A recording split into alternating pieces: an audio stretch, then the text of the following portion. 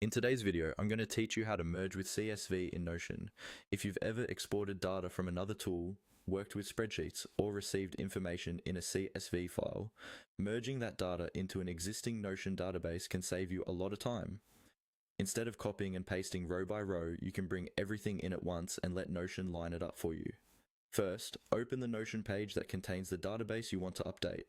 This needs to be a database view, like a table, board, list, or gallery, not just a simple text page. Make sure you can see the database's title bar at the top. On the right side of that database title bar, look for the three dots icon. This is often called the More Options menu. Click on those three dots. This menu holds a lot of database settings, and one of them is what we need. From that menu, find and click on the option that says Merge with CSV. If you don't see it immediately, scroll down a bit in the menu because it can sometimes be a little lower in the list of options. Once you click it, Notion will open a file picker window on your computer. Now, choose the CSV file you want to merge. This should be the file that contains the rows or entries you'd like to add to your existing database.